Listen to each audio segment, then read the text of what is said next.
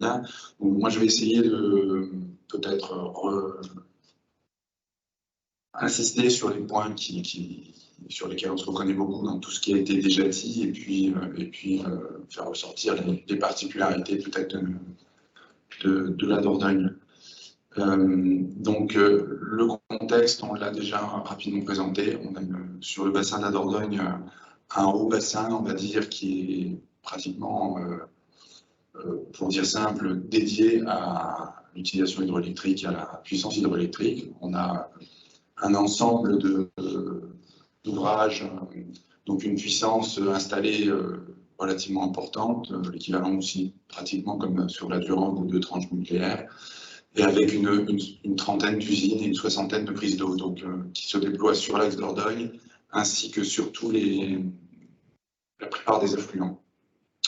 Ensuite, on a, si tu peux rester sur la diapo, on a ensuite un cours, une portion de rivière qui est libre de tout ouvrage, qui fait plus de 150 km. Ça, c'est aussi assez rare aujourd'hui, je crois, et avec des milieux qui présentent une typicité, encore, enfin, un caractère en partie sauvage relativement intéressant et rare, mais des débits fortement régulés par l'ensemble de cette chaîne. Ensuite, on descend sur 3 ouvrages qui sont des ouvrages anciens, des ouvrages de navigation historiques, et aujourd'hui transformés pour l'hydroélectricité, et qui, eux, exercent également des facteurs une influence importante sur le fonctionnement de la rivière.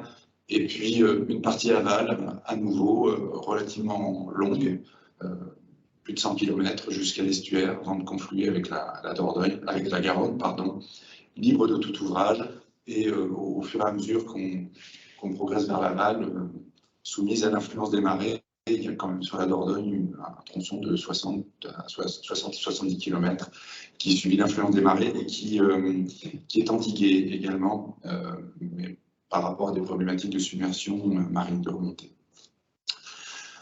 Ouais, on peut passer, ça aussi, je pense. Bon, ça, c'est le tronçon intermédiaire du projet LIFE dont on a déjà parlé.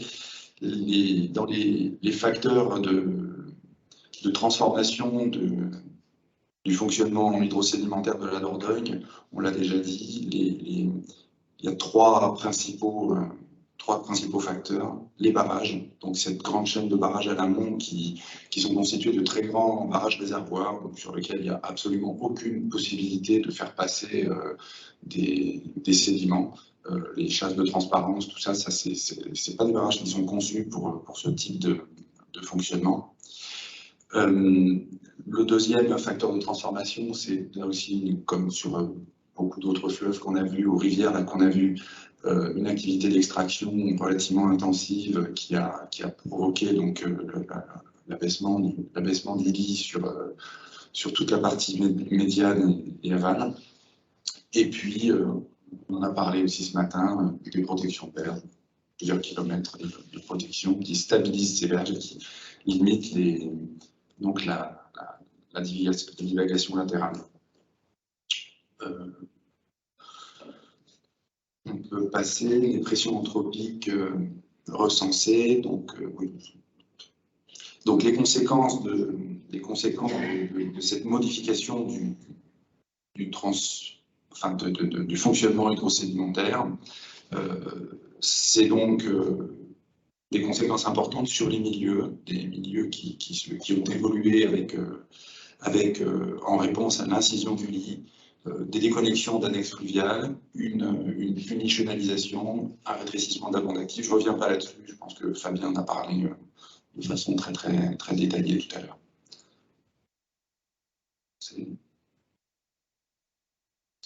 Donc les enjeux propres au bassin de la Dordogne, comme partout, on l'a vu aussi, des enjeux écologiques extrêmement importants. Tout le cours de la Dordogne classé au titre de Natura 2000, dans son lit et dans ses franges, alors avec des enjeux réglementaires liés à Natura 2000 qui changent en même temps que le changement des départements. Parfois, les classements Natura 2000 concernent le Lys strictement au sens strict, parfois le Lys plus une grande partie de la vallée, selon ce qui a guidé les classements de ces sites Natura 2000.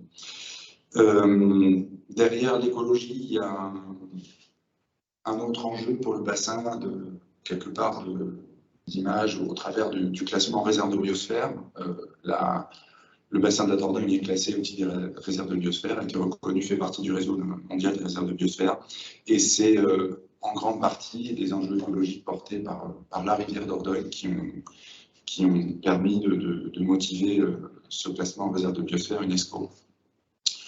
Les autres enjeux, il y a aussi des enjeux liés au risque sur la vallée de la Dordogne, au risque d'inondation, mais ces risques d'inondation sont extrêmement amoindris du fait de la régulation des débits. Donc ce risque d'inondation existe, mais en fait est finalement relativement peu présent dans la réalité, dans l'actualité des choses, dans les mémoires des riverains, de l'État, enfin de l'ensemble des gestionnaires, puisque ces inondations n'arrivent statistiquement pratiquement plus. Fabien en a parlé aussi ce matin. Il existe également des enjeux liés à l'eau potable, mais qui là aussi sont assez peu. Enfin, il n'y a pas de problème lié aujourd'hui à cet usage d'eau potable, parce qu'il y a d'importants prélèvements qui sont réalisés dans la nappe d'accompagnement de la Dordogne, dans sa partie médiane, mais c'est un enjeu qu'il faut conserver et qui pourrait probablement ressortir dans les temps à venir. Et des enjeux d'usage, disons, liés à pratiques nautiques, des zones touristiques extrêmement importantes sur la vallée de la Dordogne. Je crois que c'est la rivière la plus fortement fréquentée pour le canoë-kayak, la loisir nautique, la randonnée nautique, et pour la pêche également. Une renommée, il y a une image de marque de la rivière Dordogne extrêmement importante sur certaines pratiques de pêche. Alors, les actions, on en a parlé assez rapidement, de façon assez détaillée aussi, donc je vais aller très très rapidement. Évidemment, les actions en fait finalement ont presque commencé sur les débits, sur la partie hydro. On a parlé de gestion hydrosédimentaire, je pense que c'est une bonne approche, hein. Gestion hydrosédimentaire, les deux composantes dont résulte les formes de la rivière. On a commencé à travailler sur les débits à travers ce qu'on appelait la convention éclusée, donc dès les années 2000, à peu près début des années 2000. Et c'est, alors, au départ, on se préoccupait surtout des variations quasi quotidiennes des débits, mais à travers cette réflexion sur les modifications de l'hydrologie de la rivière, on est rentré dans les questions morphologiques et de l'influence de cette régulation des débits sur la morphologie de la rivière. Donc on a travaillé aussi sur, comme action, donc à essayer de combler les déficits sédimentaires, donc des actions d'injection de recherche sédimentaire, et des actions de reprofilage, de reconfiguration de sites à vocation de restauration écologique, donc dans le but de reformer, de restructurer des habitats capables d'exprimer une biodiversité typique de milieux alluviaux.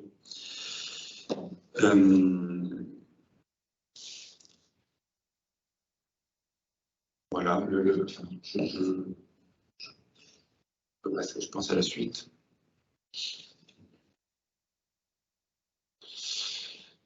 Donc les moyens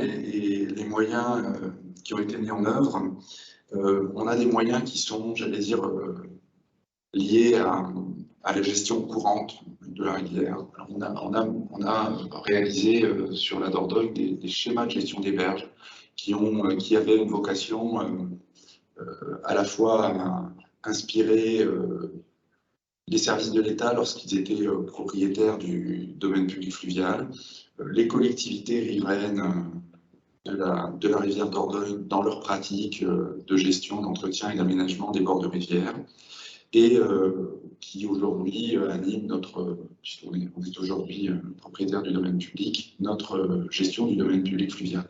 Donc, au travers de la gestion courante du domaine, on est amené à pouvoir faire un certain nombre d'actions sur ces de restauration telles qu'on les a citées.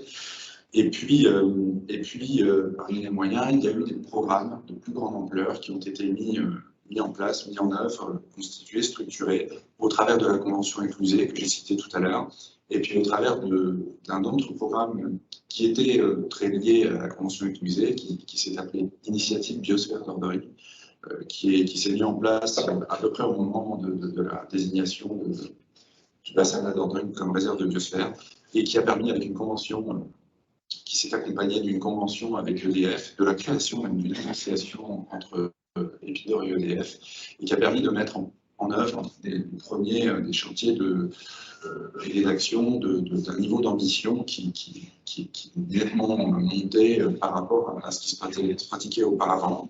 Et le projet LIFE qui est en cours en ce moment est un peu une continuité de toute cette histoire. Donc voilà un peu les moyens au travers desquels on a construit ces moyens d'action. La gestion courante, ce schéma de gestion des berges, puis le programme IBD, et enfin le projet LIFE dans lequel on se retrouve aujourd'hui. Les leviers donc, qui facilitent la mise en œuvre de ces actions, alors je vais essayer de faire écho surtout à ce qu'on a entendu.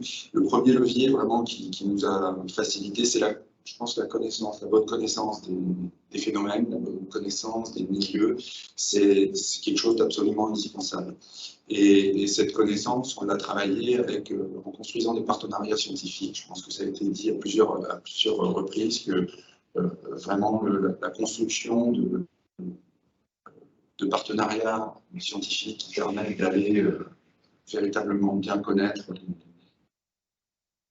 les phénomènes en jeu est extrêmement enrichissante pour nous. Hein. Donc je citerai très rapidement, hein, mais on a eu un travail avec le pôle éco-hydraulique qui se continue. On a un travail avec le pôle éco-hydraulique de l'OFB sur les questions sédimentaires, sur les questions de franchissabilité, sur les questions des ouvrages. Un travail donc avec le CNRS, le laboratoire EDS de Lyon, qui a donné lieu à la thèse de Fabien. Également un travail avec l'Université de Bordeaux sur les laboratoires biogéco, sur les dynamiques écologiques d'évolution des milieux. Le travail avec les conservatoires botaniques nationaux qu'on a évoqué hier. Le deuxième levier aussi, c'est ces partenariats. En fait, finalement, la Convention éclusée, le programme IBD, le programme LIFE, ce sont des programmes vraiment partenariaux qui associent des organismes responsables des politiques publiques, l'agence de l'eau, l'État, extrêmement important, même si le domaine public a été aujourd'hui transféré, l'État reste un acteur absolument essentiel de toute cette gestion, ne serait-ce que parce que c'est la tutelle responsable de la gestion de tous ces ouvrages. Et les collectivités locales aussi, je pense que ça a été un élément extrêmement important d'obtenir l'adhésion, de rechercher les collectivités qui avaient une implication ou un souhait de s'impliquer sur ce type d'action et de les intégrer dans ces programmes d'action. Et puis l'autre levier qui nous a permis, je pense, aussi de passer à un autre niveau relativement important, c'est le transfert du domaine public fluvial, donc c'est les aspects de maîtrise foncière. Donc, on est aujourd'hui sur la rivière Dordogne, dans le parti domanial chez nous, quelque part, donc un peu comme la Durance sur le domaine qui est concédé. C'est beaucoup plus facile de mener une opération chez soi que de négocier avec un autre propriétaire. On a entendu les difficultés sur la Garonne tout à l'heure, par exemple, de voir comment travailler avec l'État, qui est responsable du DPF, avec qui plus est des collectivités GEMAPI. Enfin, on peut avoir des contextes un peu compliqués. Voilà, je pense les difficultés, je pense qu'elles sont nombreuses aussi. Le caractère interdépartemental, interrégional, je vous ai cité tout à l'heure, ne serait-ce que la désignation des sites Natura 2000 avec des enjeux différents d'un département à l'autre. Donc, ce sont des difficultés, c'est-à-dire que les objectifs des différents programmes ne sont pas forcément les mêmes tout au long du continuum. Alors, deuxième difficulté relativement importante sur laquelle c'est un de nos axes de travail sur le LIFE, on l'a dit hier, un des objectifs, c'est faire évoluer les politiques de gestion. Cette difficulté, c'est la capacité à agir sur certaines politiques, par exemple celle de la gestion des barrages, qui dépend d'un cadre qui nous échappe complètement, un cadre de concession hydroélectrique. Ces concessions sont fractionnées, donc elles ont des échéances diverses. Alors c'est extrêmement compliqué de pouvoir aller dans ce contexte de gestion vers des objectifs d'ensemble, de bassin versant et d'axe. Ça, c'est une véritable difficulté. Les financements, c'est aussi une difficulté. Alors, à la fois, c'est vrai, la cohérence, la synergie des différents financements auxquels on peut faire appel pour différents partenaires, mais qui ont tous leurs règles, tous leurs particularités. Donc, faire converger des synergies, enfin, de différents partenaires financiers, c'est pas forcément évident. Le fait de porter un programme LIFE, c'est vrai, nous a dressé une voie dans laquelle ça a été plus facile d'engouffrer les choses, de construire des conventions à partir du moment où on avait vraiment un projet structurant qui était finalement tracé par une politique un peu supra celle de l'Europe. Je rejoins aussi beaucoup les questions de difficulté d'instruction, enfin de vision statique du cadre réglementaire par rapport à une gestion de milieu dynamique. Ça, c'est aussi une vraie difficulté.